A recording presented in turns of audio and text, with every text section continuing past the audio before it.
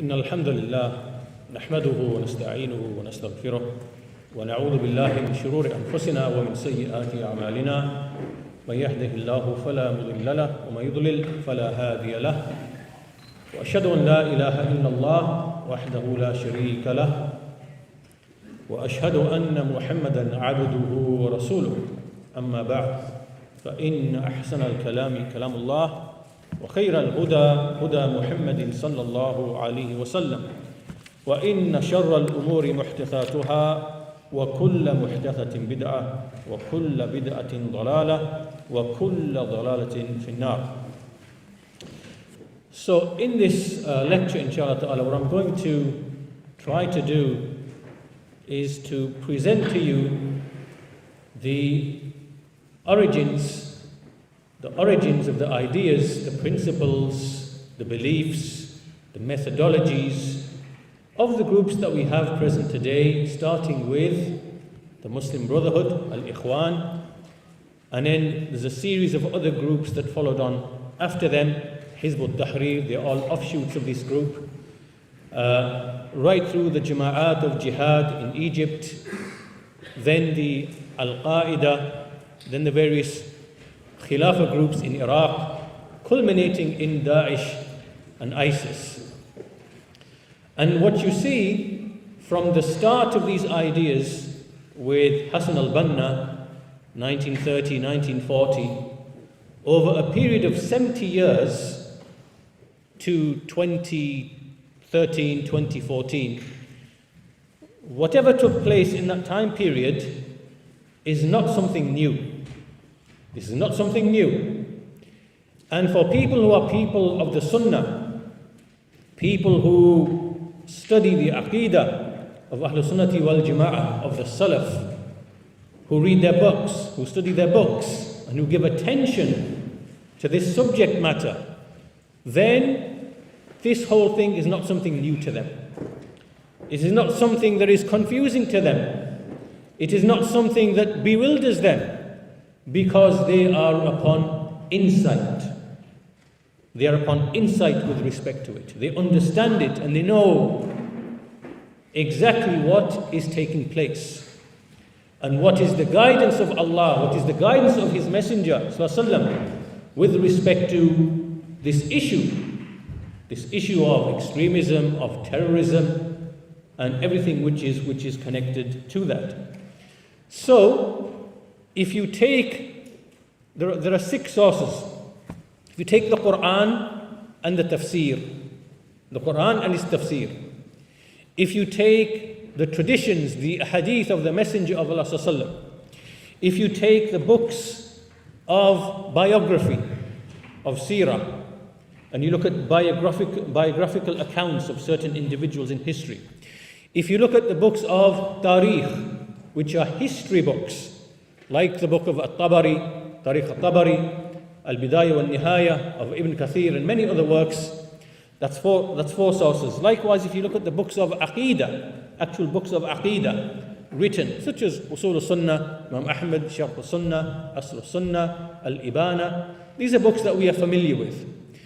Likewise, the books of what we call the books of the Firaq, meaning those books that deal specifically with sects and outline the beliefs of the sects, like Al-Maqalat Al-Islamiyin of Al-Ash'ari, Al-Milal wal-Nihal, these types of books.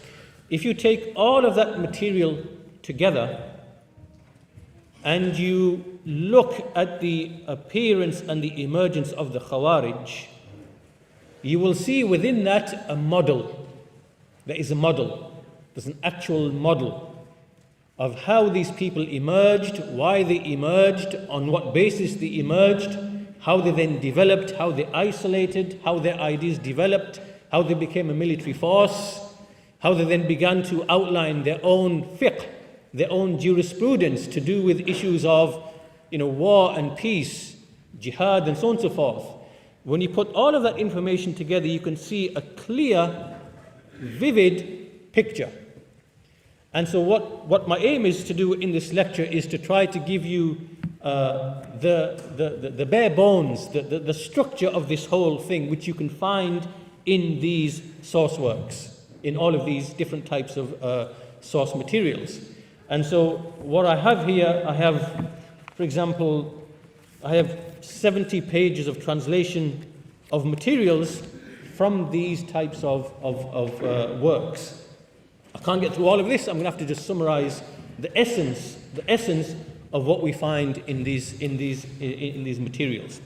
So my talk then is going to be divided into, after this introduction, 3 sections. In the first section, I'm going to speak about issues of Aqidah, foundational principles of Aqidah, which every Muslim must believe, which every Muslim must accept. And these are principles which are agreed upon by the people of the Sunnah and the Jama'ah. No one rejects these principles except that he is a deviant heretic.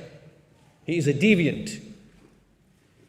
So my first part of my talk is I'm going to speak around some important issues to do with sin, transgression, deviation, rulership, tyranny, oppression, things of that nature. And that's because the guidance of Allah Azza wa Jal and of the Messenger ﷺ is a complete guidance. There is nothing that we need to know in terms of benefit, harm, worshipping Allah, the ahkam, the laws, the rules, except that Allah Azza wa Jal and His Messenger have informed us about that. The guidance is complete. And the guidance would not be complete if on the likes of these great and mighty affairs, which impact the lives of millions and millions of people, if we did not have clear guidance with respect to that. The guidance would not be complete. So I'm going to present to you what we find in the Quran, in the Sunnah, in the traditions, guidance with respect to these issues of rulers, of sin, of tyranny, of oppression, economic issues, things of that nature. So I'm going to establish 3 or 4 principles in the first part of this lecture. This will be the foundation of everything which follows. Unless you understand this, nothing else will make sense. That will be the first part of the lecture. The second part of the lecture, I'm going to discuss the history of how this group called the Khawarij, which in English refers to the renegades, the extremists, the terrorists, whatever you want to call them, how they appeared. And I will give a short 20-30 minute history of these people and the underlying motivations, the underlying reasons why they appeared. So you have to pay attention to that as well and relate it to the first part of the talk. And then in the third part of the talk, what I want to do is to mention to you how this same ideology appeared in the 20th century. And this third part of the talk will make sense to you because you've understood the second part of the talk. And that will make sense to you because you've understood the first part of the talk to do with theology, aqidah, issues of belief that every Muslim must believe and must accept. So this is the general layout of the talk. There's a lot of material. So I'm going to have to really try to stick to the bare bones of everything. Otherwise, we'll get bogged down in citations, quotations, and it won't allow me to finish or complete the talk. So as long as you understand the basic structure of what I'm putting across, you can then use that to go and make further research and to fill in the gaps yourself, inshallah ta'ala.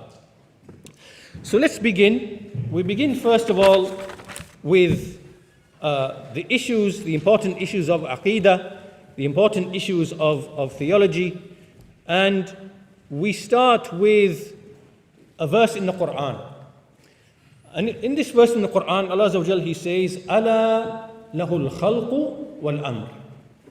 Ala lahul khalqu wal amr.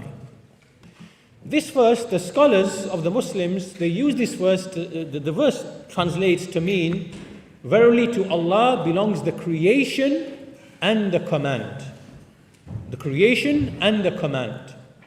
This means that Allah Azza wa Jal, He creates things for wisdoms And likewise, he also commands things for wisdoms. So just to give you some very quick examples from the creation of Allah are substances. Like, for example, there is alcohol, or there is blood, by which life, humans have life and animals have life. This is just a very quick, crude example. That Allah Azza wa Jal, He creates things, He allows them to exist within His creation. And there are purposes behind them. This is al-khalq, this is creation. And then there is al-amr, there is the command. Allah Azza wa Jal, He commands things. So for example, He will command that blood is haram to be consumed. We cannot consume blood because it is haram, because it is, there's some harm in that. And likewise, alcohol, there is harm in that. So Allah has prohibited alcohol. On the other hand, there are other things like milk, for example. So from His creation, there is milk of animals, cows, sheep, whatever else. And as it relates to His command, He has permitted milk because of the overwhelming benefit.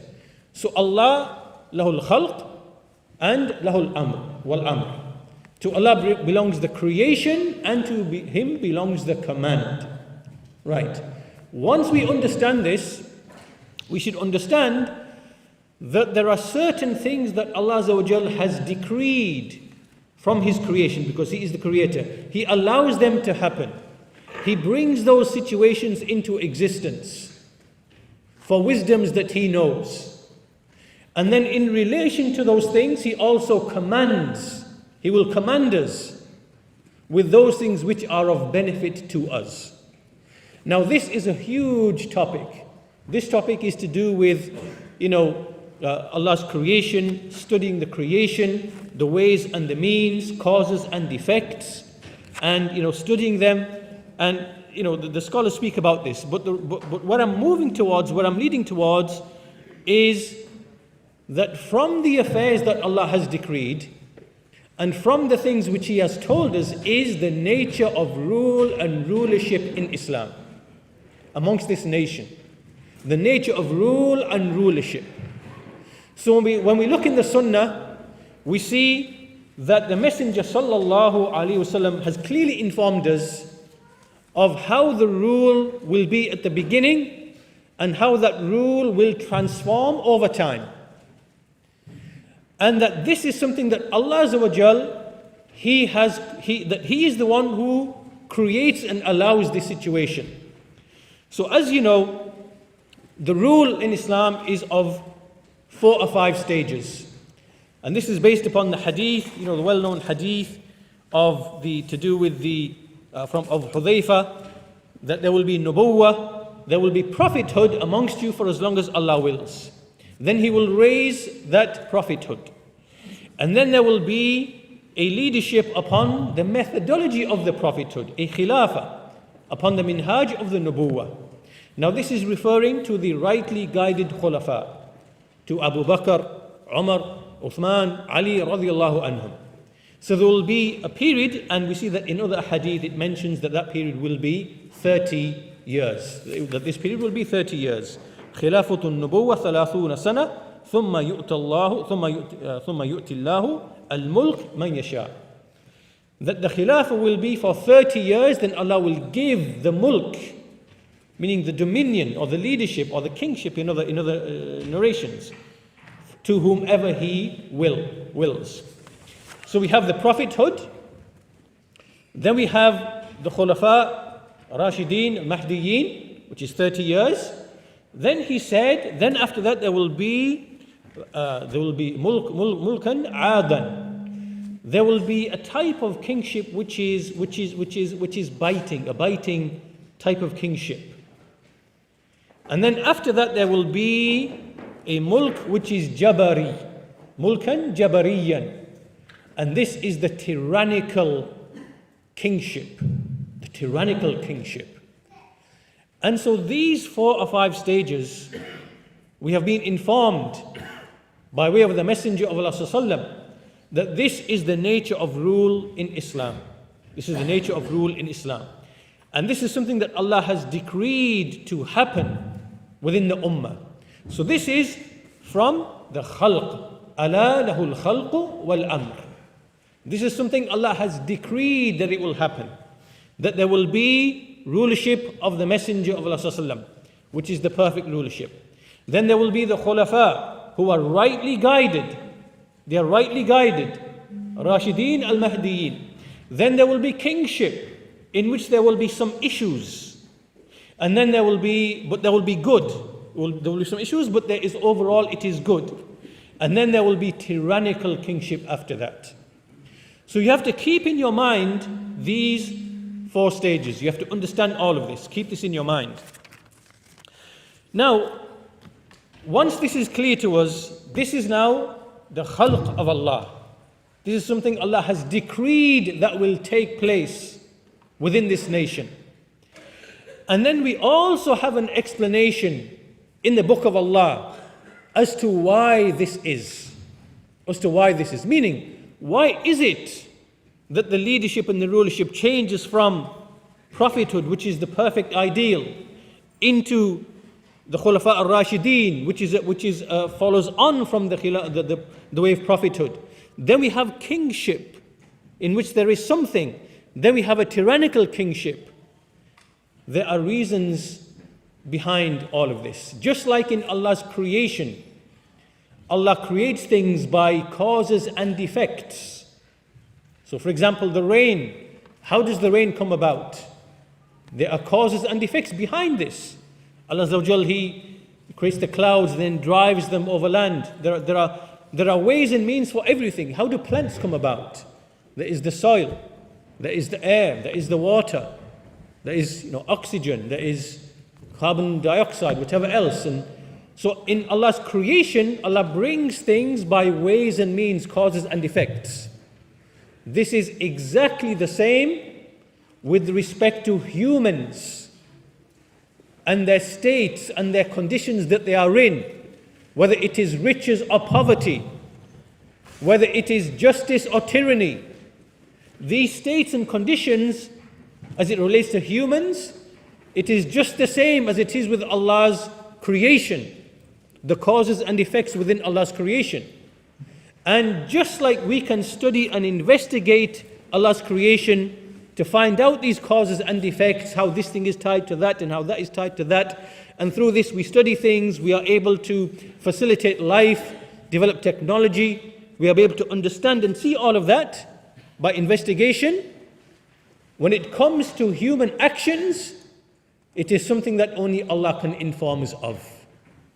Right? There are things which we, with our minds, we cannot understand those issues. Those issues are issues which Allah Azza wa Jal and His Messenger Sallallahu Alaihi Wasallam, they explain to us, because this knowledge is not something that we can acquire and obtain by reason, by investigation, or by study. And so from those things, I just want to give quick texts, otherwise it will be drawn out. I will mention one text to illustrate this principle.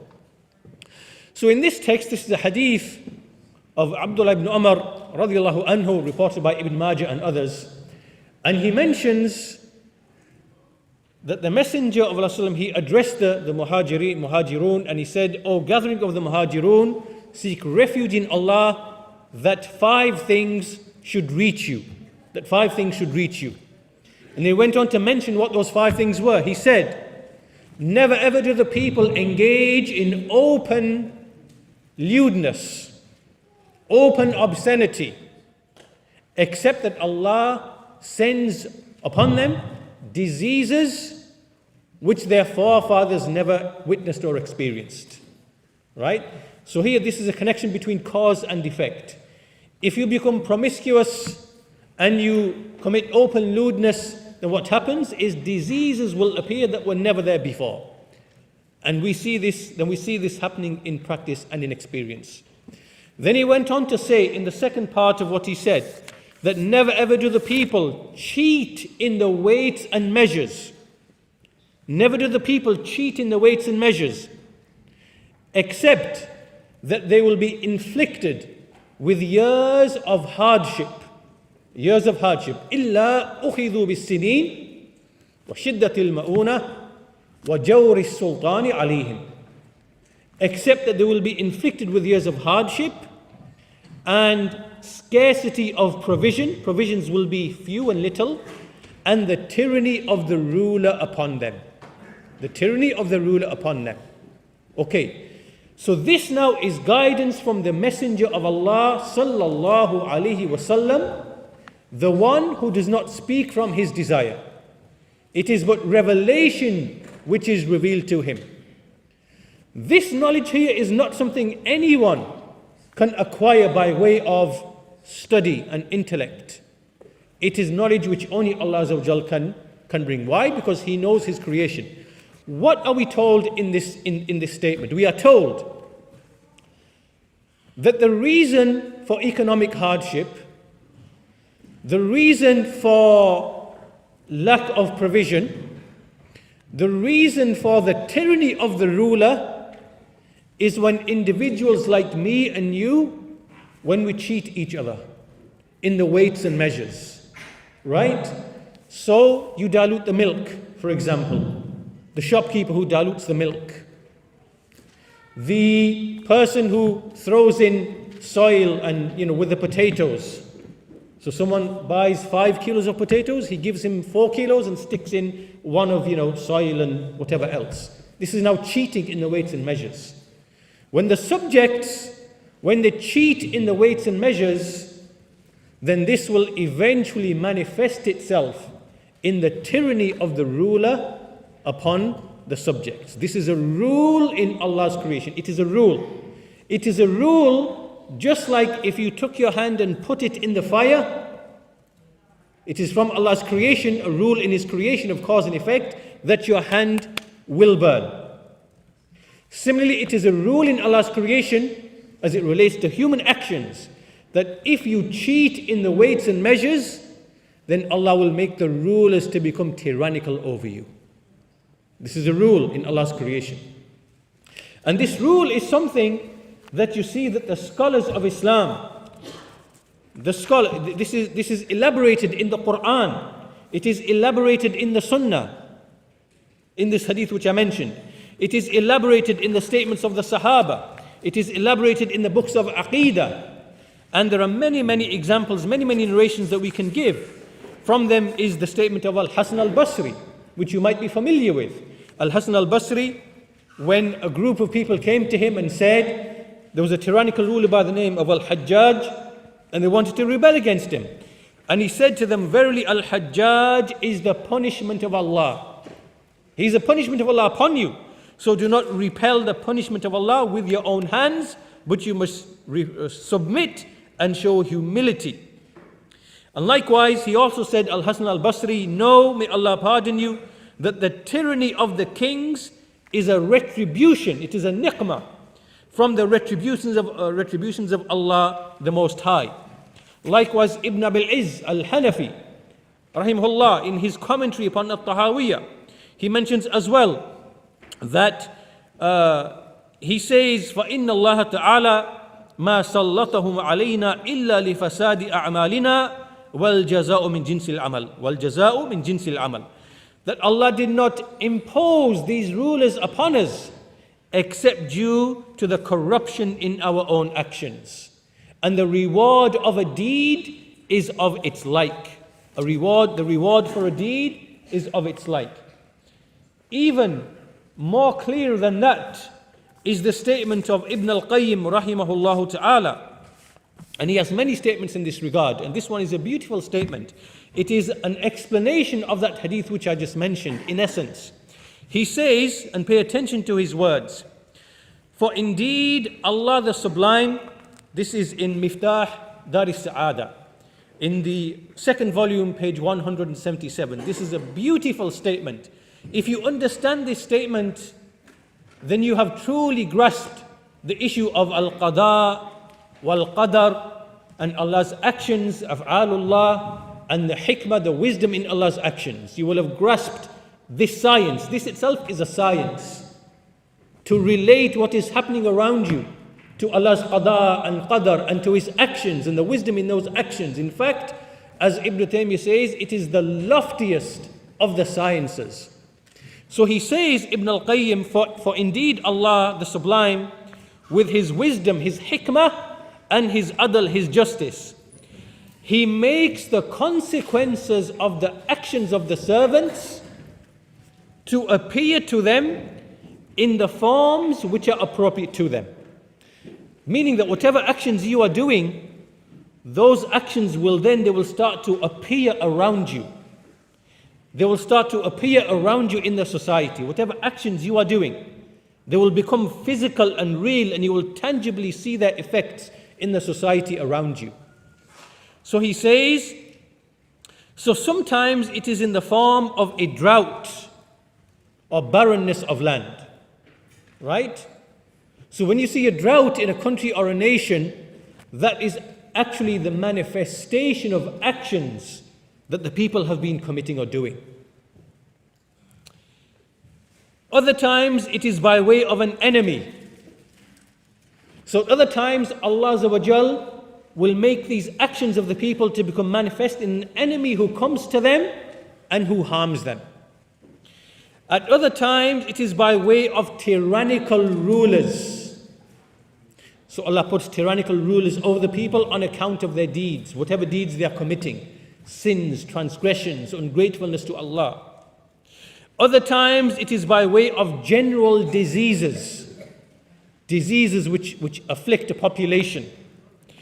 At other times it is by anxiety and grief and worry which reside in the souls and stick in the souls. So sometimes you see in nations, they are overcome by grief and anxiety or fear or worry because of the situation around them.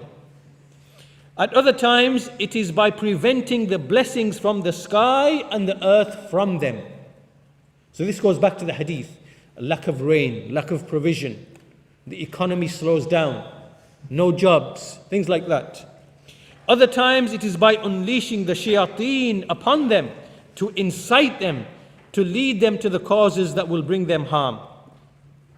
So after mentioning all of these different scenarios, Ibn al-Qayyim says the intelligent, the aqil, the intelligent one, he looks at all of these things with his basira.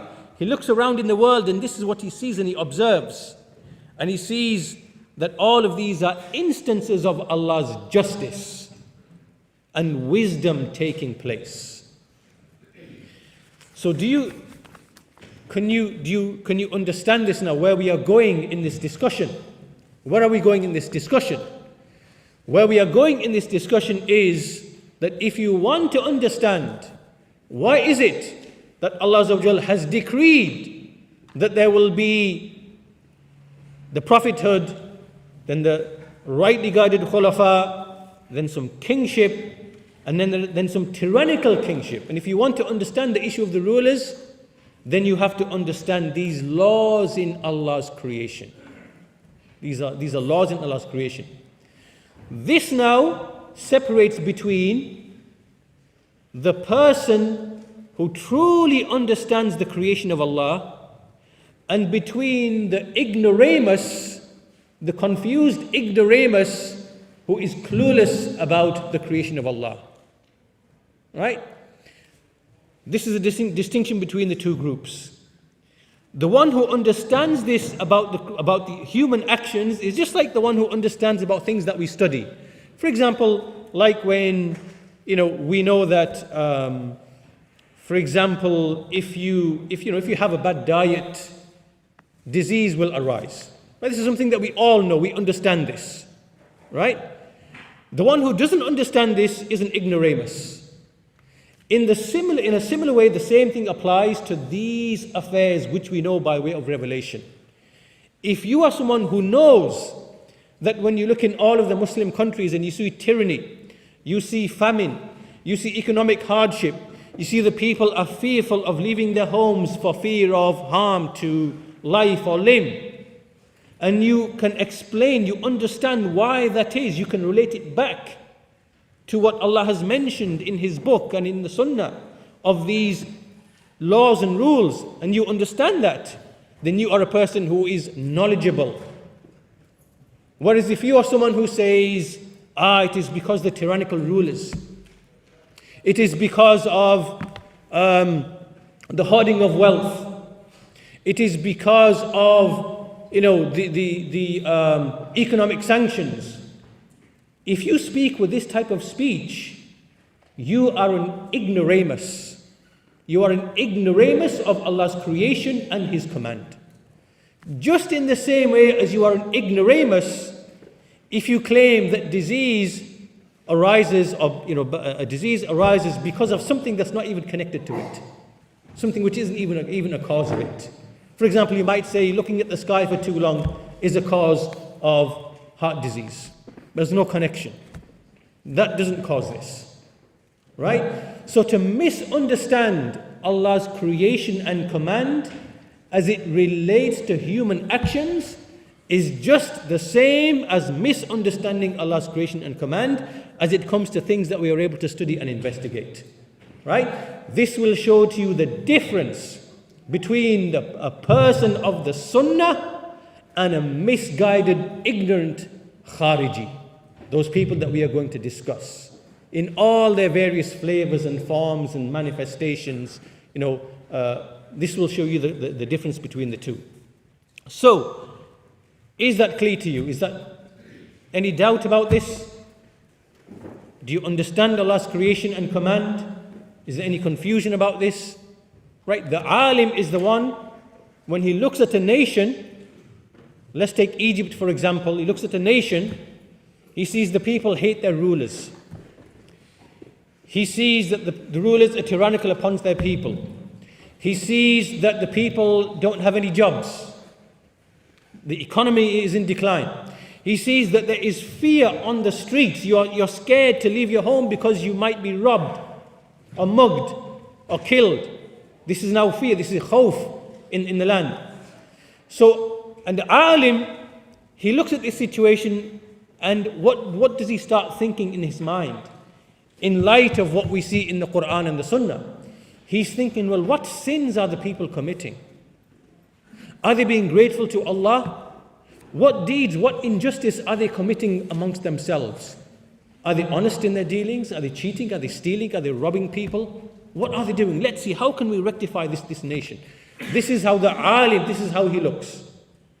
The jahil, the ahmaq, the fool and the ignoramus, what he starts looking at, well, look at this, these rulers, they have alliances with so-and-so, they have treaties with so-and-so, they're hoarding the wealth, and they are this and they are that, and they are drinking alcohol, and they are doing this and whatever, right? So he's looking at what are symptoms, not the actual causes. This is an ignoramus. This is an ignoramus. Just like you wouldn't accept a physician, a doctor, who tells you that the cause of a disease is the symptoms. This is not a doctor. A doctor who tells you that the cause of a disease is the actual symptoms, this can never be a doctor. This is an ignoramus. Then in a similar manner, these people who try to give you this analysis about Muslim nations, rulers, societies, this too is an ignoramus. Right? So this will only be understood by a person of the Sunnah who studies the Quran and the Sunnah and the issues of Aqeedah. Only this person will understand these affairs. So, once this is clear now, once we are clear about this, I mentioned to you the creation and the command. What then is Allah's command when it comes to these scenarios that we find ourselves in? Do you think that Allah would mention all of this to us and not give us guidance as to how we should behave when we meet these scenarios and these situations of tyrannical rulers, of rulers who hoard wealth, of rulers who kill and oppress people? Do you think Allah would leave us blind without guidance? Of course not. We have been given guidance with respect to all of these affairs and these issues. So this now brings us to the discussion of sin. So basically, when we look at people in a society, there are the sinners, there are sinful people, and there are the rulers who commit tyranny and oppression, and there are the deviants and innovators. How has the Sharia advised us in relation to each of these three groups of people? Very quickly, the people of sin. There are those people who commit sin in private. then in the Sharia we find that we are supposed to conceal that sin and not to publicize that sin. That person is supposed to seek Allah's forgiveness. This is the nature of sin on a private level. Then there are those who commit sin openly, the fusaq, and we see that obviously these people are disciplined. And to give you an example, there used to be a man in the time of the Messenger of Allah, used to be called a donkey, and he would habitually drink. He would be brought to the Messenger of Allah who would admonish him, discipline him. And on one occasion, one of the companions said, may he be cursed. May the curse of Allah be upon you. Because he's always sinning. And the Messenger of Allah, he said, do not curse this man, for verily he loves Allah and he loves his Messenger. This shows that sinners, people who sin, sins of the flesh, sins of lust, sins of desire, sins of, when people eat and drink that which is haram, that it is possible for these people at the same time to love Allah and to love His Messenger. So look at how the Sharia treats the people of sin. The people of sin. Keep that in mind. Keep that in the back of your mind. Then we have the rulers. The rulers are a special case because the rulers have behind them the whole society, the whole nation. And we see in the Sunnah there is a specific guidance with respect to the rulers. And I'm sure that you are familiar with all of those ahadith. And I will only mention one hadith in this regard, the strongest hadith, the clearest hadith in this regard, and this is the hadith of Hudhayfa bin al-Yaman, radiyallahu anhu. And in this hadith, he says that the Messenger of Allah, he said, يَكُونُ بَعْدِي أَئِمَّةٌ. There will be rulers who come after me. They will not guide themselves with my guidance. لَا يَحْتَدُونَ بِحَدِّي وَلَا يَسْتَنُّونَ بِسُنَّتِي. Nor will they follow my sunnah. And there will appear men amongst them. قُلُوبُهُمْ قُلُوبُ شِيَاطِينَ فِي جُثْمَانِ إِنسٍ. Their hearts will be like the hearts of devils in the bodies of men. And Hudhayfa said, what should I do if I reach that time? He said, you shall hear and you shall obey, even if he strikes your back or your back is struck, or if he takes your wealth. This hadith, think about this hadith. There are five descriptions of these rulers. Number one, they do not guide themselves with my guidance. Number two, they do not follow my sunnah. Number three, they will have the hearts of devils. They will have the hearts of devils. Think about how severe this is a description. If I said to one of you, in your chest is the heart of a devil, think how offended you would be. Think how offended you would be with that, to have the heart of a devil. And then he said that's three descriptions. Then he said that they will beat your back. They will beat your back and they will take your wealth. What did the Messenger command Hudhayfa to do? He said, listen, and obey, even if he does this. Now, there are many other ahadith, many ahadith. You know them in the Sunan, in the books of Sunan. I don't want to mention them all because of limitation in time, but you understand from this one hadith that the guidance of the Messenger of Allah is that we do not revolt against the rulers. And there is tremendous wisdom in this because the ruler is not like the ordinary person. The ruler, whether he's righteous or sinful, just or tyrannical, the presence of the ruler is what gives the nation the ability to at least function. The basic necessities of life, trade can continue, people can travel safely. The basic needs, even if there is oppression, the basic needs still function, it still continues. And when you start contending against the ruler and you want to start to revolt against the ruler, the consequences of that will be evil. And so this is the way that we see the Sharia has come with respect to the rulers. This is the principle of Ahlus Sunnah wal Jama'ah. Now on the other hand, how do we see that the Sharia has come with respect to the deviants and the heretics? And the ones that we want to specifically focus upon are those who actually want to revolt and to rebel, the Khawarij. What has the Sharia said with respect to them? We see that the Messenger of Allah ﷺ, he actually mentioned the groups of deviation. How did he speak about them? For example, he said about the Qadariyya. The Qadariyya are those who said that Allah Azza wa Jal does not know of events until after they happen. They denied the knowledge of Allah, the ilm of Allah. So they said Allah only knows events after they happen. What did the Messenger of Allah say about these people? Because he knew that they were going to appear in the Ummah. He said they are Al-Qadariyya, they are the Majus of this Ummah. They are the Magians of this nation. He said, do not visit them if they fall ill, do not visit them. Do not pray their funeral prayers. So he warned his nation from these people. Despite the fact that these people, when they appeared, they were people of knowledge from Iraq. When they appeared in that place, there were people who studied ilm, were reading ahadith, had circles of knowledge, were discussing issues. There were scholars in that respect. But they delved into this issue. What did the Messenger of Allah say? He said, do not visit them, do not pray, do not visit their sick. Basically, he ordered the boycotting of them.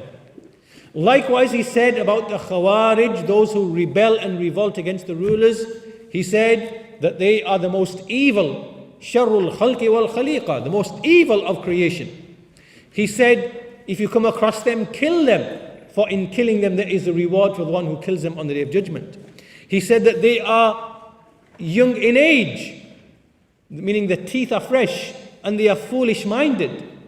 And he mentioned many other very, very severe descriptions about the Khawarij, whom we are going to look at next, inshallah ta'ala. And he in fact ordered that they be fought against and repelled. So now, and at the same time, he described them, their apparent piety, their apparent worship, their apparent recitation of the Quran. What did he say about them? He said to the Sahaba that if you were to look at their recitation, you would belittle your own.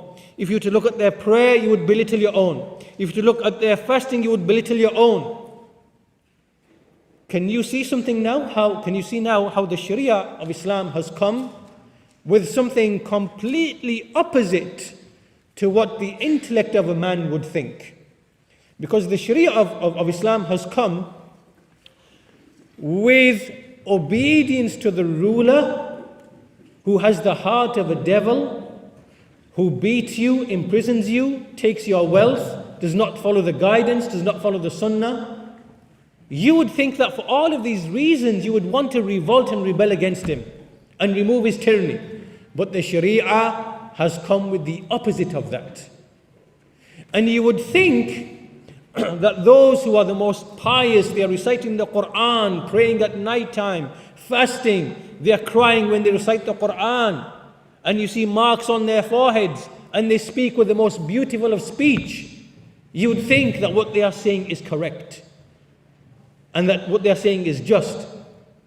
So how come the Sharia has ordered that you do not fight the rulers and kill them, but it ordered that you fight the Khawarij and you kill them?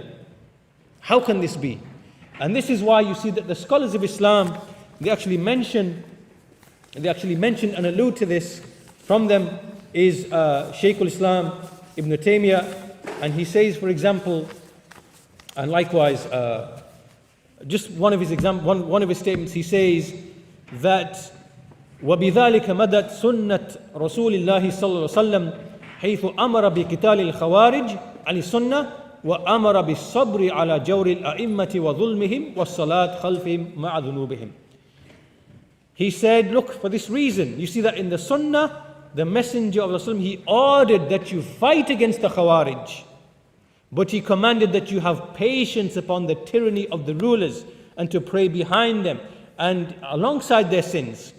And likewise, he said, he witnessed for those who are persistent in sin amongst the Sahaba, he said about them that they love Allah and love His Messenger. And he prohibited from cursing them.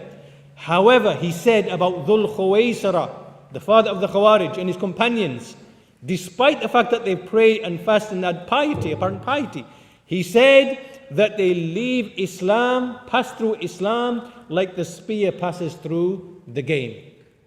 How can this be?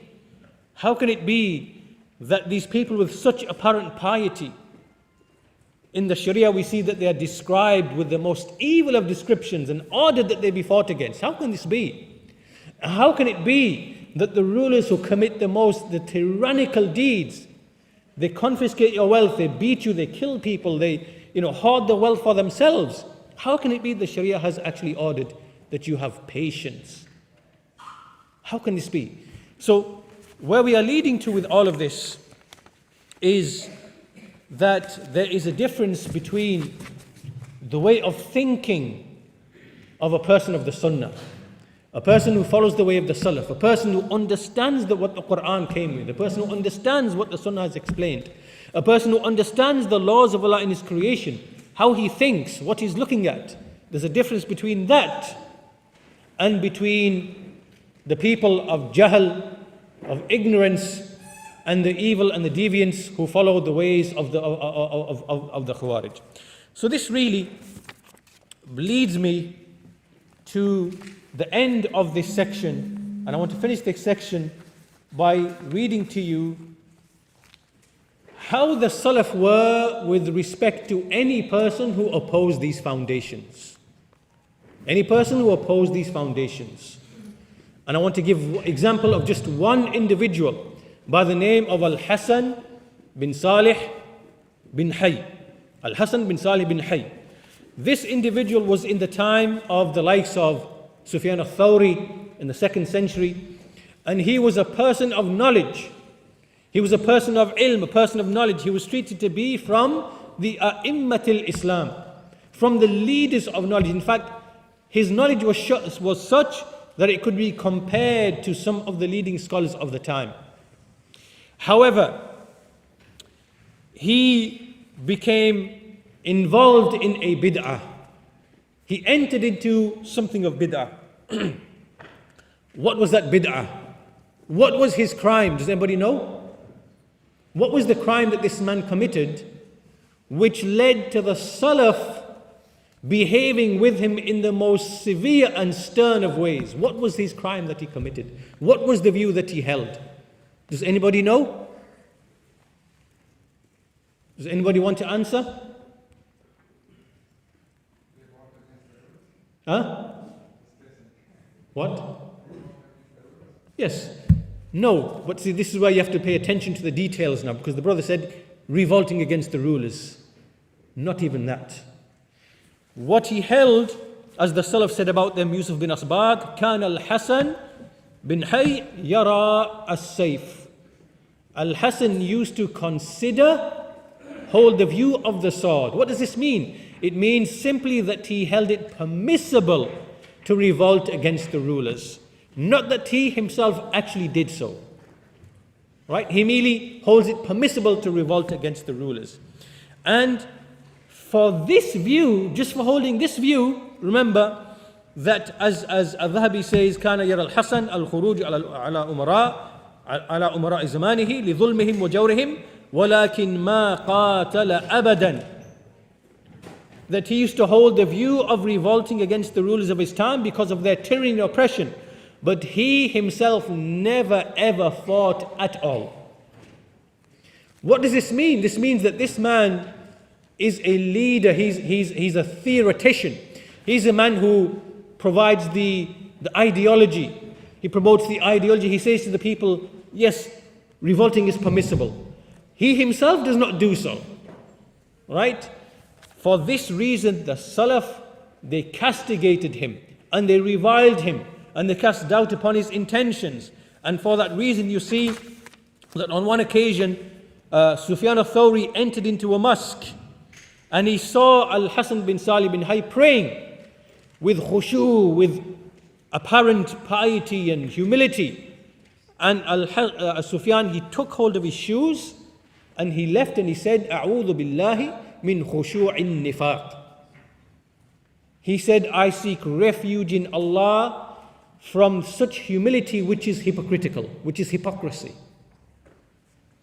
You need to really understand this statement in light of everything which I've mentioned earlier on. You need to understand, because this statement is the saying of an Imam of the Salaf. He knows what he is saying. What is he saying? This piety that this man is apparent piety, he stood there with all this piety, praying in the masjid, all of it is pure hypocrisy. Why is it? It is because no man can, promote opposition to the Sunnah. If you are saying that to revolt and to rebel against the tyrannical rulers is permissible, and you know that the Deen of Islam came with its opposite, and you are opposing that and what the Sahaba were upon, and you are holding this view and promoting this view, and after that you are standing in prayer and trying to be pious, all your piety is fake. Your khushu' is fake. And that's why this is how we understand the statements of the Messenger of Allah with respect to the Khawarij. When he said about them that you will belittle your prayer, you will belittle your fasting, you will belittle your recitation of the Quran, the Messenger wasn't praising them.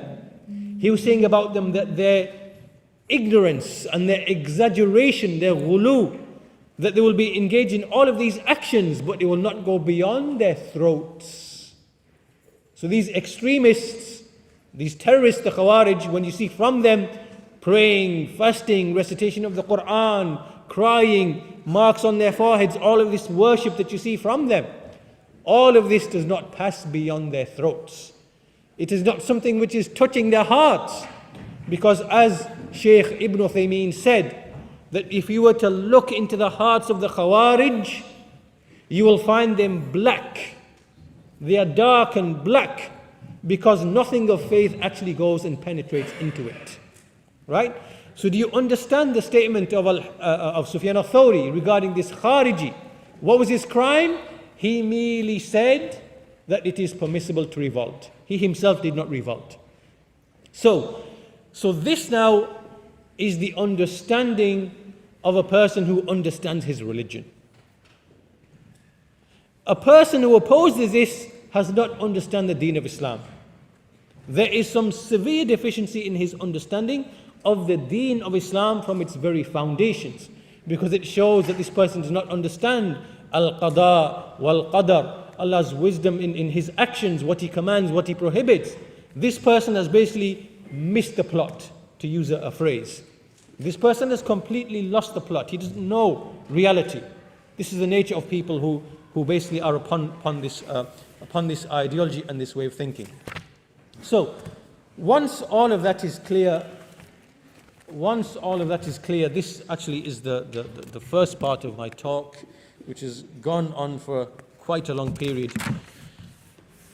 We move to the second part of the talk now. Do you understand the first part? Is there any confusion about this first part? Because it's crucial to understand. Alhamdulillah. Part number 2, we want to look at how the Khawarij appeared. Everything is connected. You've got to link everything in a sequence.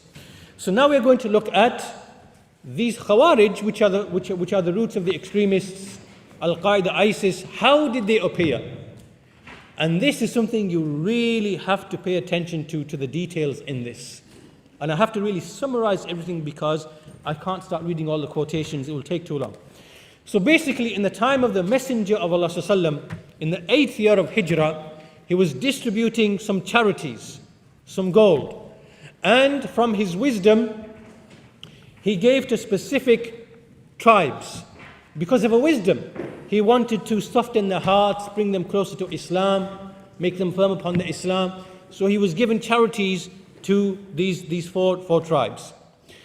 A group of people were present, and these people really, by judgment of the Quran, were a group of hypocrites.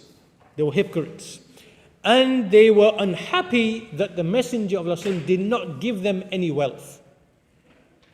So they were discontent. There was this current that was present beneath the covers. It was underground and hidden. And they were hypocrites. They weren't believers, they were hypocrites. And we know this from the Quran, by textual evidence of the Quran. So these men, they began to make certain remarks. Some of them were in the absence of the Messenger of Allah, and some of them were in his presence. From those remarks were that one of them, he said, نَحْنُ أَحَقُّ بِهَذَا الْمَالِ مِنْ هَؤُلَاءِ. We are more deserving of this wealth than those people. Another one of those statements, they said that this is a division, مَا أُرِيدَ بِهِ وَجْهُ اللَّهِ. that this division you are giving to you are not seeking Allah's pleasure by way of this. Meaning you are not sincere in what you are doing. In another one he said, "I'dil ya Muhammad." This is how he addressed the Messenger of Allah. Be just, O Muhammad. These people, led by this man called Dhul Khuwaisira, if you stop and reflect, what is their grievance? Number one, they accuse the Messenger of Allah of injustice. First of all, what were they motivated by? They were motivated by wealth. They were unhappy that they didn't receive some wealth. Right? Injustice, social injustice, economic injustice. This is what their grievance is. Number one, they said, so number one is injustice. Number two, they accused the Messenger of Allah of being insincere. Because they said what you are doing, ma urida bihi wajhullah. Allah's face is not being sought. Number two. Number three, they essentially accused the Messenger of Allah of not judging by Allah's law, by the Quran. Because in the Quran, Allah has commanded, وَأَنِحْكُمْ بَيْنَهُمْ بِمَا أَنزَلَ اللَّهِ. Judge between them by what Allah has revealed. Meaning judge between them. In the Quran, it commands to judge with justice. So essentially what they are saying is that the Messenger of Allah has not judged by justice and therefore has not judged by what Allah revealed. If you think about all of these three things together, you can start seeing the Khariji mentality right at the beginning in the face of the Messenger of Allah sallallahu alaihi wasallam. You have to bring these things together. Injustice, economic injustice, social injustice, because you didn't get the wealth. Number two, you're not sincere. It's hypocrisy what you are doing. It's not sincerely for the sake of Allah. Number two. Number three, that you have not judged by what Allah revealed, because you are judging by injustice. This encapsulates the Khariji mentality. Right present here, right in the time of the Messenger of Allah sallallahu alaihi wasallam. How did the Quran speak of these people? In the Quran we see that the Messenger of Allah, in the Quran we see that Allah Azza wa Jal, He mentions this incident. He says, وَمِنْهُمْ, and this whole passage in the Quran is related to the hypocrites, describing the hypocrites. And then He says, وَمِنْهُمْ مَنْ يَلْمِزُكَ فِي الصَّدَقَاتِ وَمِنْهُمْ مَنْ يَلْمِزُكَ فِي الصَّدَقَاتِ. That amongst them, meaning the hypocrites, are those who criticize you with respect to the charities, the distribution of the charities. So Ibn Taymiyyah says that this group of people, Dhul Khuwaisira and those with him, they are from the hypocrites. They are judged by the Quran to be from the hypocrites. And they are the root and the foundation of the methodology of the Khawarij, of the extremists and the terrorists. But just put in your mind this, what is it that they had an objection to? It was at this point that the Messenger of Allah sallallahu alaihi wasallam made all of those famous statements about the Khawarij, where he made prophecies about them, many prophecies about them. And this in fact is one of the signs of the prophethood, the truthfulness of his nubuwwah. Just this one issue of the prophecies to do with the Khawarij. He mentioned many statements. He said about them that there will appear a people reciting the Quran, not going past their collarbones. And they will pass through the religion like an arrow passes through the bow. He mentioned all those other statements, that they will be young in age and foolish minded. Sufaha ul-ahlam, which means that they will have grandiose visions, grand delusions. They will be deluded. And they will speak with the best speech of creation. When you hear their speech, it is like they are speaking the most righteous, the most truthful, the most just type of speech ever. And that they are the most evil of the creation. They call to the book of Allah, yet they have nothing to do with it. And if I was to reach them, I would slaughter them like the slaughtering of Ad. And you know all these hadith. You've heard all of these hadith. This is when the Messenger of Allah, he made all of these statements about the appearance of the Khawarij. Likewise, he said about Uthman. He made many other prophecies that Uthman, there will be some hypocrites who will try to remove your shirt. If they try to remove your shirt, do not let them. This is a metaphor for leadership. They'll try to make you abandon leadership. Do not let them do so.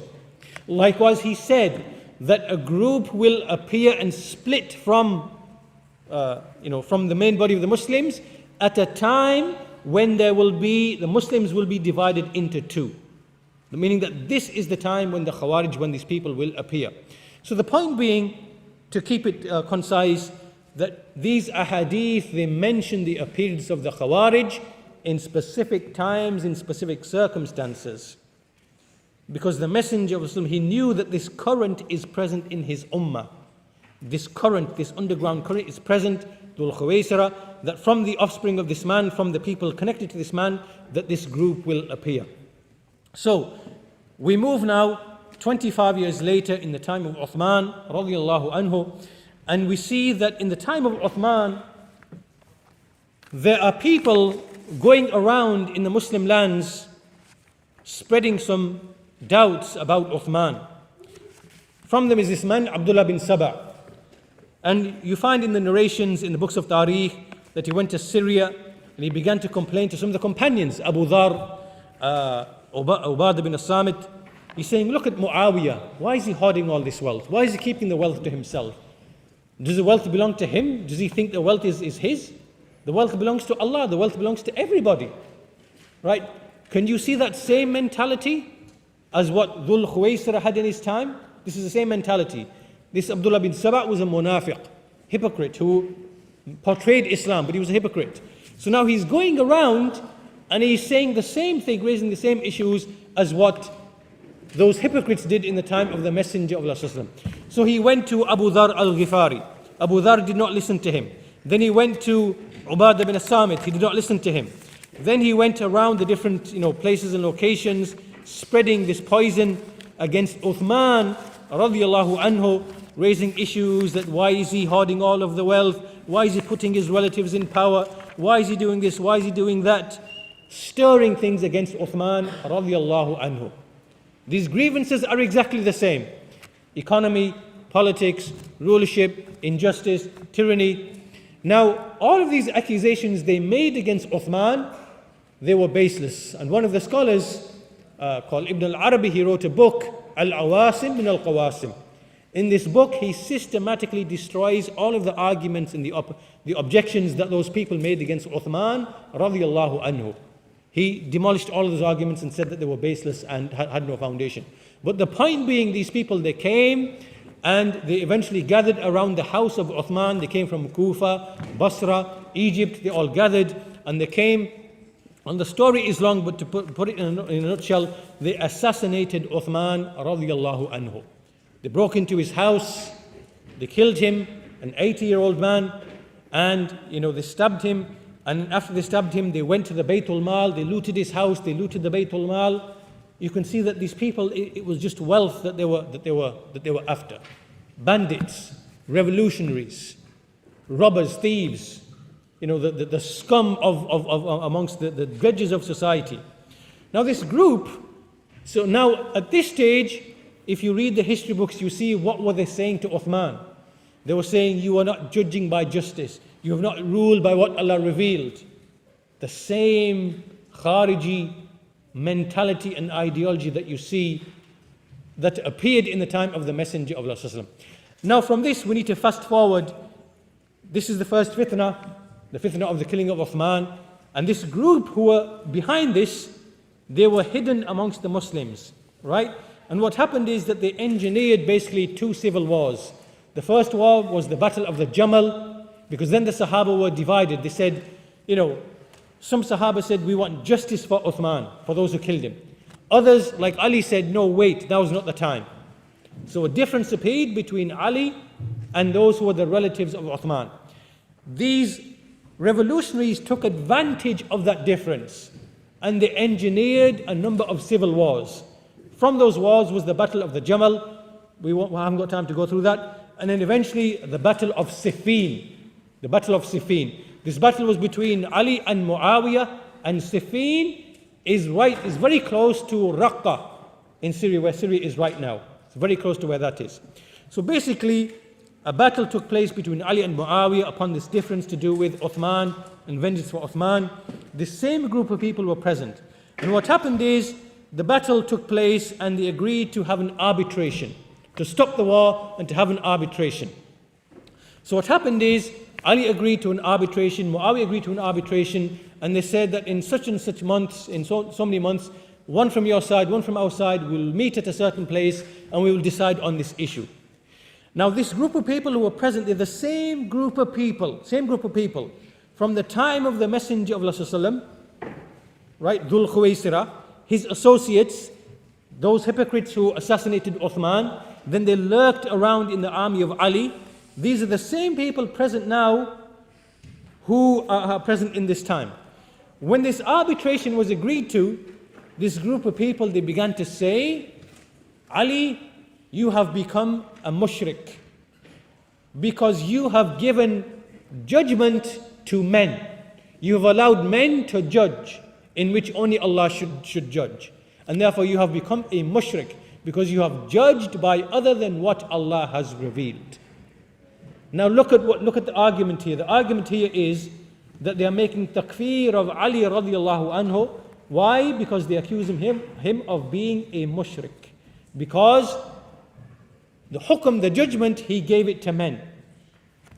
You can now start seeing the development of the Khariji ideology. It's taking shape, right? So what they did was they basically revolted against Ali, and after the battle, as Ali was returning back to Kufa, they split away and they went to a place called Harura.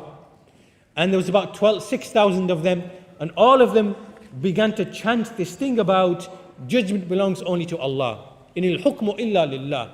And they were accusing Ali of being a polytheist because he committed shirk in the hakimiyyah of Allah. This is the essence of what they were saying. And then what happened? This was in the year around 657 CE, 657. From the time that they broke off from Ali, over the next 2 years, they began recruiting for their Islamic State. They moved to a place called Nahrawan, which is 12 miles from Baghdad. And there this was their Islamic State. This is the breakaway Islamic State from the Islamic State of the companions of Ali. So what they were doing in this 2-year time period is exactly what you see ISIS have been doing over the past few years. They are recruiting people, sending letters out to people saying that Ali has become a mushrik because he allowed men to judge. He's become like essentially saying that he is a taghut, he is a tyrannical ruler. And they were sending letters saying, leave your parents, come to us, meet in such and such a place in Nahrawan, right? Recruiting people. And at the same time, they would go to Ali and haggle with him in the mosque. Ali would be given a khutbah and they would say to him, repent from your shirk. Inil hukmu illa lillah. They would make all these remarks. The same thing that you are seeing the Khawarij today when you see them on the videos and making these chants and slogans. That's exactly what they were doing in that time. So what happened is eventually these people began to kill the companions of Allah's Messenger. They killed a companion called Abdullah bin Khabbab. They saw him traveling by the riverside. They grabbed him. They said, what do you say about Ali? They wanted him to make takfir of Ali. He said, Ali is from the companions of Allah's Messenger. And he narrated a hadith in that respect. So they took him and they killed him. Then so basically they started killing people because they did not agree with their ideology. Their ideology in this time was beginning to take shape, which was Uthman was a kafir, Ali is a kafir. They are disbelievers. Why? Because they did not judge by what Allah revealed. And this is something that you see which is mentioned in the books. One of the scholars, in fact, if I can find the narration, there's a narration from one of the scholars who wrote a book, At-Tanbih wal-Radd. I can't find the statement here. Basically, he says that the Khawarij, they accused Ali of becoming a mushrik because he gave the judgment to other than Allah.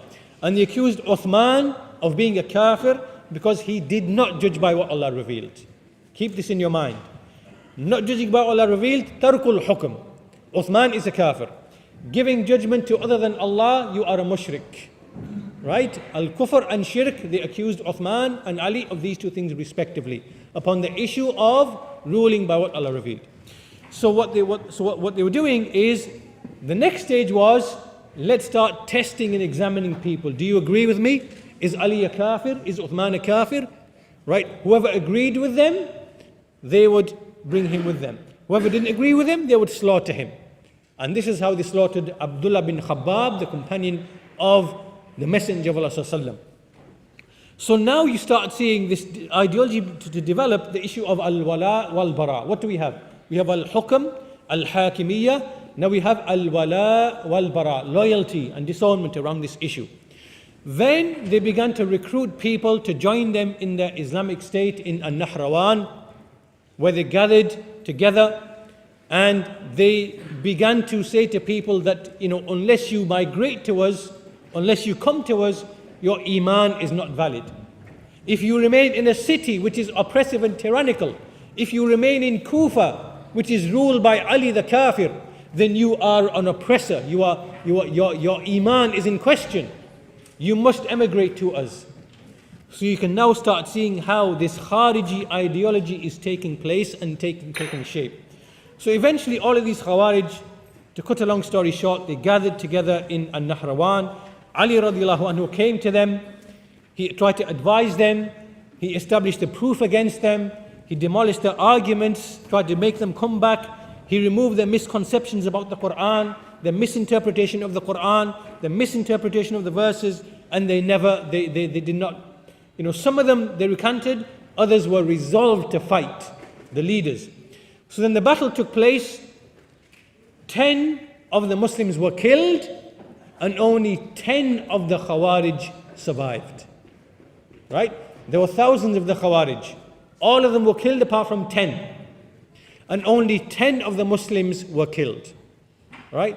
Now these 10 of the Khawarij, all of the Khawarij who were here, they are given a specific name. They are known as the Muhakkima. Muhakkima. It's important to understand this because to understand the groups of the Khawarij. These people were known as the Muhakkima because they were the ones who had the issue of the arbitration. These were the first Khawarij. 10 of them survived. 2 of them went to Yemen. 2 of them went to Oman.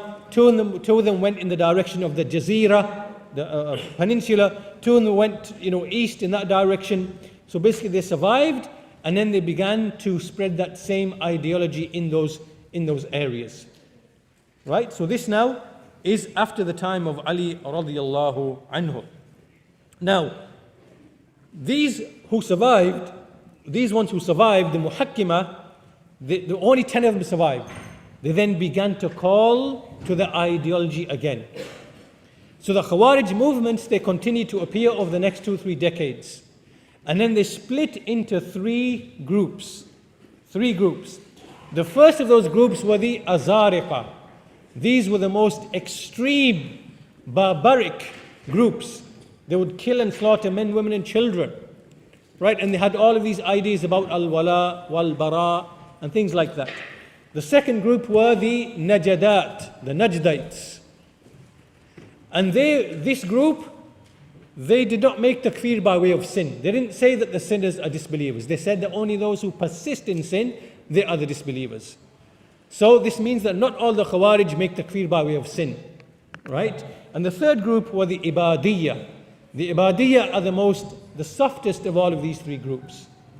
So the point being that the Khawarij did not finish, they remained, and they continued rebelling against Muawiyah, the Bani Umayyah, the Bani Abbas. They continued making revolts and revolutions. As a result of these revolutions, Imam al-Dhahabi mentions that approximately 2 million Muslims were killed as a result of the activities of the Khawarij. 2 million.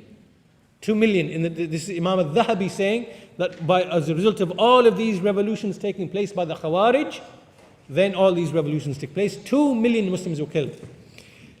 Let's stop and reflect here for a moment. 10 Khawarij survived. From those 10 Khawarij, those 2 million Muslims that al-Dhahabi mentioned died because of all of those revolutions that took place over the decades and centuries, and continue to up until this day of ours. you should now be able to understand the statement of the Messenger sallallahu alaihi wasallam, لَإِنْ أَدْرَكْتُهُمْ, that if I was to reach them, I would slaughter them like the slaughtering of Ad. And Ibn Hajar explains what is the meaning of this. He says, Ibn Hajar says, he means that just like the Ad, not a single soul was left alive, then likewise the Messenger of Allah, he's saying that he would not leave a single one of the Khawarij alive. Can you see from those 10 who survived, those 10 that survived who left the Muhakkimah who survived, they went and they called to the bid'ah, and look at the fasad and the corruption and the evil which happened from all of that. Right, so this in a nutshell is the second part of the talk. Is that clear to you? The key thing to remember is this.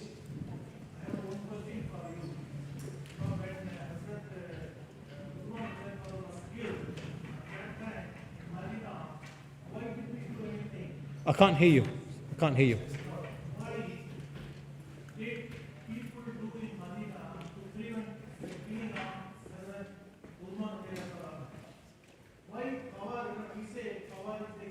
Yes.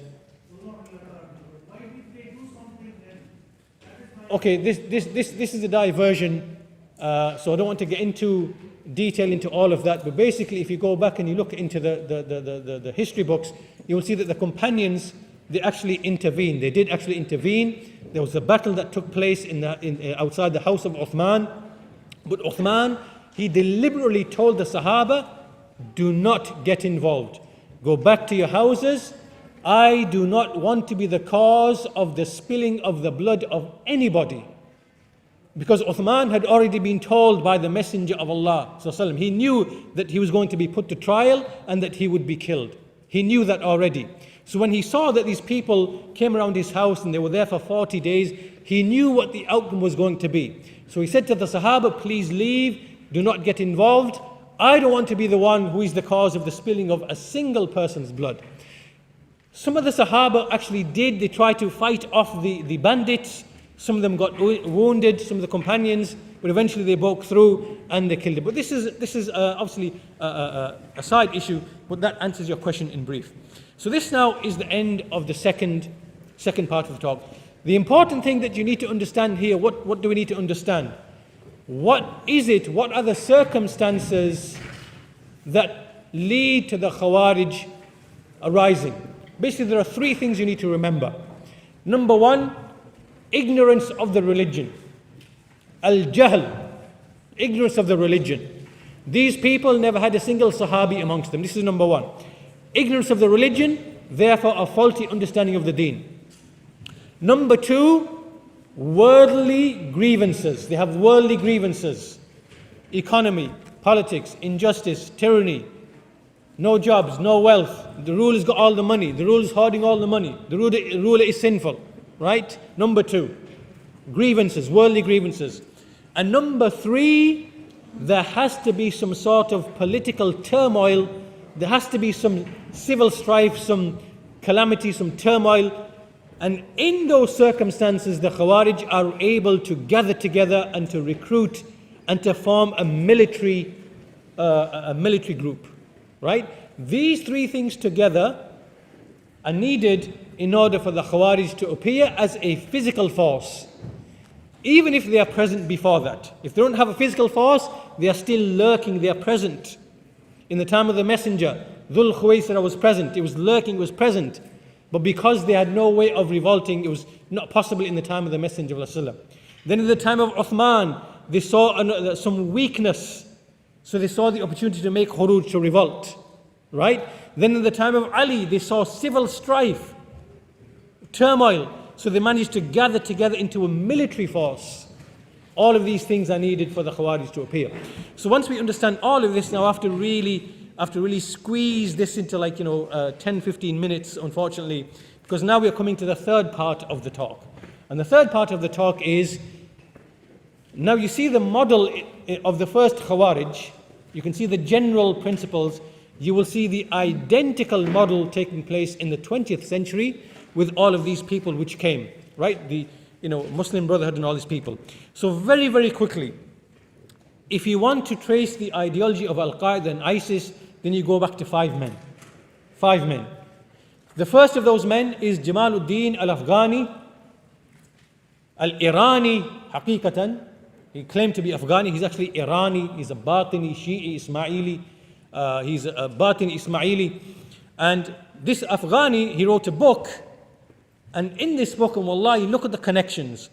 In this book, he began to attack Uthman radiyallahu anhu and accuse him of social injustice, that he instituted class separation. He favored certain classes over others, meaning that he was unjust. He favored certain classes and he wasn't fair to the lower classes. And he was hoarding the wealth and this and that, whatever. Right? This is all Marxist philosophy. He's using Marxist philosophy to criticize and to interpret the rule of Uthman radiallahu anhu. This is exactly what Dhul Khuwaisra was saying to the Messenger of Allah. It is exactly what those bandits were saying to Uthman, Abdullah bin Sabah, the hypocrite. It is, you see the same thing, the same pattern taking place. This is what he wrote, Jamaluddin al-Afghani, in one of his books. Right? So you see this social injustice, this whole idea, and revolution, because he was a revolutionary himself. Then we come to the next century, we have Hassan al-Banna, al-Mawdudi, and in their writings you start seeing again, especially Mawdudi, you see that in his writings he is speaking about Hakimiyya, Sulta, rulership, how it is the most important thing, how all of the rulers today, they've basically usurped the authority of Allah and they must be removed and revolution is the only way. Now these thinkers, these people in this time, you have to understand that in Europe, in the same time, there were many, many revolutions. In the 19th century, there were many revolutions in Europe because of the writings of Marx, Karl Marx. And so these people were affected by this way of thinking. They were thinking that maybe we can take the ideas of Marx and Engels and these revolutions and somehow apply the same thing to restore the Islamic rule. So you see that this revolutionary mindset in the writings of these people, Afghani, Hassan al-Banna, Mawdudi, Sayyid Qutb, Taqiyuddin al-Nabhani, the founder of Hizb ut-Tahrir, he himself was a revolutionary, he was a Ba'athist. He was involved in revolutions in the 1940s. And then he was a Ba'athist. And then he took his Ba'athist ideas as to how to organize as a Ba'athist. You have cells, you call to the ideology, you recruit people, then you have a revolution. He took that model and then he called it Hizb ut-Tahrir, the Party of Liberation. Then he applied the same thing to this way of reform. So again, I'm really summarizing things a great deal here, but if you actually read their statements, read their writings, read their ideas, you see it is like for like a reproduction of the model of the first Khawarij, to the letter, to the word, right? All the ideas, right? And so the basic idea, if I can summarize it in a nutshell, the basic idea is that all the rulers are apostates and disbelievers, and this is because they have abandoned judging by what Allah revealed and they are tyrannical, and so therefore Islam does not exist, and for Islam to exist we have to revolt against them and bring a righteous rulership. And then around this they build the doctrines of loyalty and disloyalty, jihad and so on and so forth. And so what they've done is they've completely reversed what we discussed in the first part of our lecture. What we know to be from the Quran and from the Sunnah and from the guidance of Allah and His Messenger. They've completely reversed it the other way around. Right? And so now these 5 individuals, Afghani, Banna, Mawdudi, Qutb, Nabhani, they are the ones who laid the foundations of this ideology. Right? Then this ideology, it moved to the Egyptian Jama'atul Jihad in the 1970s. Right? Those people, who they were upon the doctrines of Sayyid Qutb. They said the whole world, every single society is an apostate society. We have to revolt, and everyone is a disbeliever, and you have to bring a new Muslim society. Those 1970s jihadi Jama'at in Egypt were the ones who went to Afghanistan to fight against the Russians, and they spread their jihadi, takfiri, khariji poison amongst the Arabs who were from the Gulf. Then they came back to the Gulf regions and they began to spread this poison. And that's why one of the scholars of Saudi, he said that the Afghan the Mujahideen, they went to Afghanistan considering us as believers, and they returned from Afghanistan considering us to be apostates, disbelievers. Right? So they came back, and these people, the Sururi, Qutbi movements in Saudi Arabia, in Gulf, in Kuwait, and a lot of the Ikhwanis from Egypt, they went and they took teaching positions and so on and so forth, and they began to spread this poison amongst the people in the Gulf region. The same ideas, rulers are disbelievers, jihad, takfir, hakimiyya, khuruj, al-wala wal-bara, this twisted mentality that we've been seeing all along, they began to promote this idea. Now, as we said, the Khawarij, you need three things: jahl, you need grievances, and thirdly, you need to have turmoil in which you can organize militarily. Right? So what you see is that these Khawarij were always there, 1970s, 1980s, 1990s, 2000s. And then when you see the turmoil in Afghanistan, in Iraq, the civil war, the civil, whatever, these Khawarij who were always present, they found the opportunity to congregate in Iraq and Syria. So they came and they managed to get military strength, and this is basically the emergence of Al-Qaeda, of ISIS upon the world scene. Now again, I don't have time because I've come to the end of the lecture, but if you look at the statements of there's a whole book on this topic. There's a book here written on the reality of the Dawla of Daesh, and what this author has done, he's taken all the statements of the leaders of Daesh, their words and their statements, and correlated them with the statements of the Khawarij, like for like, all those doctrines, hakimiyya, takfir, wala wal bara, jihad, what they claim to be jihad, all that stuff. So the point being then, this really brings us to the end of our discussion. We want to really summarize everything. The key thing for you to understand really is, if you look at the key doctrines of the Khawarij, you will see how they resurface each time amongst these people.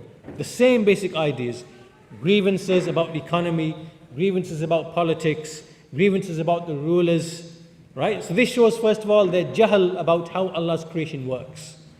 They don't understand the Quran. They don't understand the Sunnah.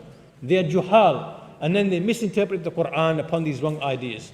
Then they have jahl and they have grievances, and they work against the rulers. Firstly, covertly, they spread all of their doubts to try and make takfir of the rulers, why you can rebel against them.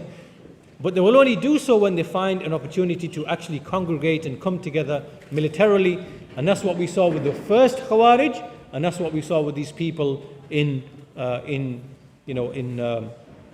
Iraq and Syria.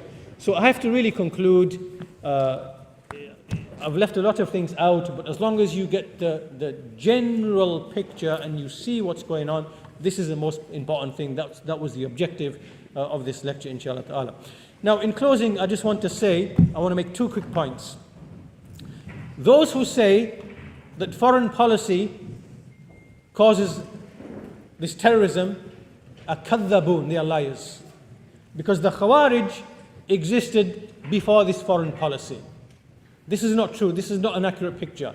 Those who are apologetic and saying it's only the foreign policy, it's only the Americans, it's only the British, it's only invasion of Iraq, this is not true. This is not an accurate picture. Because the Khawarij were present before that. In Egypt, they were throwing bombs, they were killing the Prime Minister, they're doing this and that. In Algeria, there was hundreds of thousands killed because of the Khawarij. Before Iraq, before Afghanistan. In the 1970s, the 1980s, they were killing people. So this is wrong, this is false. Do not fall for this nonsense. Those apologetics who say it's because of foreign policy. Not true. Not true. This is not the full picture. At the same time, as I mentioned to you in the talk, the Khawarij, for them to congregate militarily, They need civil strife. They need turmoil. They need there to be, political turmoil. So yes, before Afghanistan, before Iraq, the Khawarij were present within the various nations. They were present with that idea in Tunisia, in Egypt, in Saudi, in Emirates. They were present in all these groups, but they never had a chance to congregate. So when the Americans and the British, they came to Iraq, they invaded Iraq, destroyed Iraq, came to Syria, destroyed Syria, right? This is when the Khawarij were able to congregate and gather together as a force. So the truth of the matter is that foreign policy does not create the Khawarij. Khawarij are already there. That ideology is already present. But if the circumstances are created whereby they can congregate as a military force, then certainly, yes, all of these invasions and whatever else in Afghanistan, Iraq, yes, that is what has caused the congregation of the Khawarij as a military force. Right? This is the first thing that we need to be clear about. So neither are we, on the one hand, being apologetic, neither on the other hand are we denying the actual realities. Right?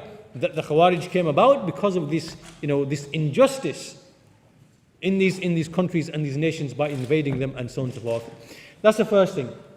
The second thing is, I want you to understand, I want you to really listen to this, and I want to play this. It's a video which I came across a couple of days ago, and if there was a screen, I would love for you to watch this. You can't obviously see it, but it's talking about the so-called Arab Spring. The Arab Spring is really part and parcel of why the Daesh and ISIS came about. This is a little video that someone's done, and in this video, basically it's talking about the destruction which has happened in Egypt, Libya, Syria, Afghanistan, Yemen, the millions and millions which have been displaced, the millions who have been killed, the loss of jobs, the loss of security, the loss of... I don't need to tell you all these things. These things you can see yourself. But what is important in this video is who were the people promoting this revolution. Do you remember Al-Hassan bin Salih bin Hayy, which I mentioned earlier in the talk? Do you remember him? Can you all remember? Can you remember him? Can you remember what he said? What was his statement? What did he say? Did he himself revolt? No. Right. What did the Salaf do with respect to him? They questioned his, khushu' al-nifaq. This. Now look at this man. Who is this man? This is Yusuf al-Qaradawi. Yusuf al-Qaradawi. Listen to what he's saying. Sorry about the...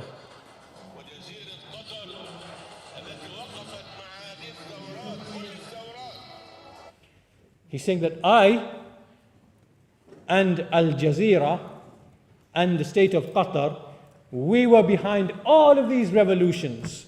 We were behind them. We supported them. He's boasting.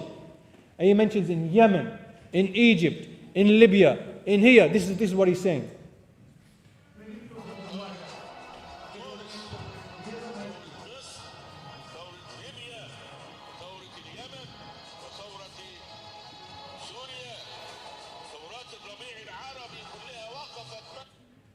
In Yemen, in Libya, in Syria, all of the Arab Spring revolutions.